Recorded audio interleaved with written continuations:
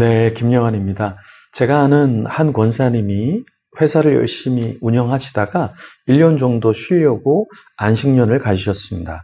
젊을 때부터 해오던 그 사업을 잠시 쉬려고 부사장님에게 맡기고 자신이 1년 동안 좀 교회에 적극적으로 예배도 참석하고 섬기고 쉼을 갖고 이제 다시 돌아왔는데요. 그 부사장님이 회사를 자신의 소유로 만들어 버렸습니다. 부사장님이 교회 장로님이었는데요. 다른 교회 장로님이었는데 그분을 상대로 고소하고 법정에 데려가서 싸울 수 있었지만 권사님은 그냥 그 회사를 포기하고 그분에게 넘겨주고 나오셨습니다. 말이 안 되죠. 자기가 키운 평생 동안 키워왔던 그 회사를 넘겨준다. 이게 말이 됩니까? 근데 그 권사님이 그렇게 이야기하셨어요. 어차피 회사를 잘 키워서 돈을 벌고 그것을 하나님께 바치고 가려고 했던 건데 그냥 다투지 않고 넘겨주는 게 낫다 생각해서 그렇게 하셨다고 했습니다.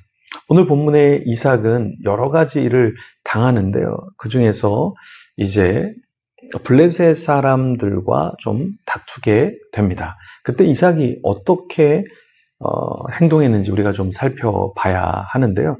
그 내용을 보면서 우리는 이 땅에서 어떻게 살아야 되는가 그 내용을 좀 같이 고민하면 좋겠습니다.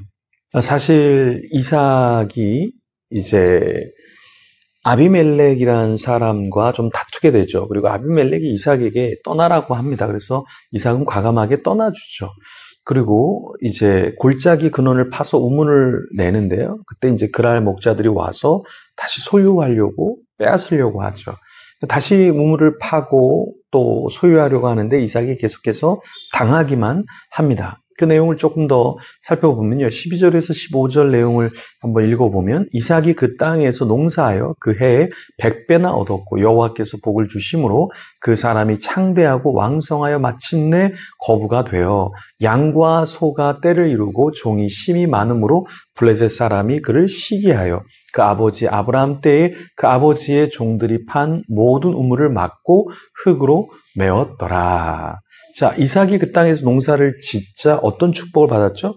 100배나 되는 풍성한 곡물을 얻었습니다. 그러니까 하나님이 축복해 주셨던 거죠.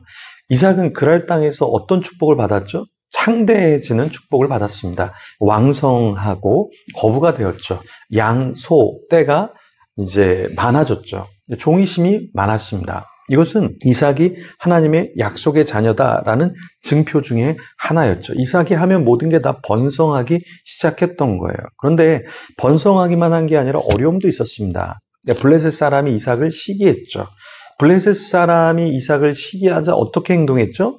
그 아버지 아브라함 때 판 우물을 막고 흙으로 메어버렸습니다. 그런데 이삭은 그 사람들과 싸우려고 하지 않았습니다. 그냥 놔뒀던 거죠. 여러분, 우리가 싸움에서 지지 않으려면 그 어떤 사람이 싸움을 걸어올 때 싸우면 안 됩니다. 왜 그러십니까? 왜 저에게 그러십니까? 왜 이렇게 말하십니까? 왜 이렇게 행동하십니까? 여기 싸워서는 안 된다. 여러분, 싸움은 싸워서 이길지라도 손해가 큽니다. 그냥 져주는 게 굉장히 좋은 거죠. 그러니까 사람이 싸울 때 보면 딱 똑같은 사람하고 싸웁니다. 그러니까 싸움은 수준이 똑같아야 싸움이 일어나는 거예요. 그죠? 여러분, 뭐, 유치원생하고 대판 싸웁니까? 네, 싸울 수가 없죠. 네. 자녀랑 여러분이 싸울 수 있나요? 이렇게 수준이 똑같으면 싸우지만, 제가 하은이 주애랑 멱살을 잡고 막 싸우고, 아버지를 이해하지 못한다, 아버지의 마음을 몰라주냐, 뭐 이렇게 싸울 수 있습니까? 네, 그냥 너털 웃음을 져주는 거죠. 그런 것처럼 수준이 똑같으면 싸우지만 수준이 다르면 싸우지 않는다. 아비멜렉이 이삭에게 야, 너 너무 강성해. 그러니까 우리를 떠나. 이렇게 요구합니다. 16절에 보면 크게 강성한 즉 우리를 떠나라. 예, 이 아비멜렉이 참 속이 좁은 사람이에요. 속이 좁으니까 이삭이 조금 더 잘 살고 강성하고 뭐 소떼 어떤 동물이 늘어나고 종들이 늘어나니까 시기 질투하는 거예요. 그러면서 야, 쟤만 없으면 좋겠어. 그러니까 너 떠나. 이삭, 너 떠나. 이렇게 얘기해요. 근데 이삭이 그것을 떠나버립니다.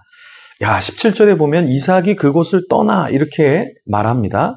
그곳은 이삭이 거부가 되었고 이삭이 머물면 조금 더 성장할 수 있는, 성공할 수 있는 그런 장소였어요. 그런데 과감하게 떠납니다. 여러분, 17절에 보면 그랄 골짜기에 장막을 치고 거기 거류하며 그러면서 그곳을 떠나버려요. 이렇게 싸움의 장소를 떠나버립니다.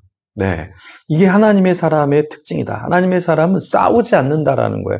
여러분 누구랑 싸우고 있습니까? 여러분 누구와 다투고 있습니까? 그거는 신앙적인 모습이 아니다. 절대 싸워서는 안 된다. 18절에 보면 그 아버지 아브람 때 팠던 우물들을 다시 팠으니 이는 아브람이 죽은 후에 블레셋 사람이 그 우물들을 메웠습니다. 그 메웠던 그곳을 이삭이 그 우물들의 이름을 그 아버지가 부르던 이름으로 부르고 그것을 관리하기 시작하죠. 네. 그런데 이 우물을 이삭이 팔 때 거기에 있는 사람들이 어떻게 했습니까? 가만두지 않았죠. 블레셋 사람들이 그 우물들을 메웠어요. 그러니까 더 이상 우물을 쓸 수가 없었죠. 그렇죠? 그런데 19절에 보면 이삭의 종들이 골짜기를 파서 샘 근원을 얻었다라고 말하고 있습니다. 그러니까 이삭이 가는 곳마다 우물을 파서 만들었던 거예요. 그러니까 20절에 보니까 그랄 목자들이 이삭의 목자와 다투어 이르되 이 물은 우리의 것이라 이렇게 주장을 하죠. 그리고 이삭이 그 다툼으로 말미암아서 그 우물 이름을 에색이라고 지었습니다. 여기 에색이라는 이름의 뜻이 무엇인가? 에색은 분쟁, 다툼이라는 뜻이에요. 그래서 히브리어 단어 아삭에서 나온 것인데요. 자, 이 에색이라고 이름을 짓고 분쟁, 다툼 이렇게 이야기하고 그렇다고 해서 정말 싸우는 게 아니라 그냥 내어주죠. 그리고 그 다음 우물은 신나라고 했는데 이거 고소라는 뜻입니다. 히브리어 의미로 고소. 그러니까 또 서로 법정적인 어떠한 어려움이 있었죠. 그리고 나서 이삭이 또 옮겨가서 다른 우물을 팝니다. 다투지 않으려고. 그리고 다투지 않고서 또 이름을 르호봇이라고 이름을 지었죠. 르호봇이라는 것은 히브리어로 넓은이라는, 공간이 큰이라는 의미를 담고 있습니다. 그러니까 다른 곳으로 옮겨서 조금 더 어때요? 넓은 큰 공간에서 우물을 만들었죠. 그리고 싸우지 않으려고 계속해서 내어주는 가운데서 이삭은 우물을 계속해서 만들었습니다. 네. 그리고 나서 이삭이 브엘세바로 이제 올라가게 되죠. 23절에 그때 하나님이 밤에 이삭에게 나타나셨죠. 그리고 말씀해 주십니다. 아브람을 위하여 하나님이 이삭과 함께 있겠다 이렇게 말씀해 주셔요. 그러니까 이삭은 하나님과 함께 있기 때문에 사람들과 싸울 이유가 없습니다. 네.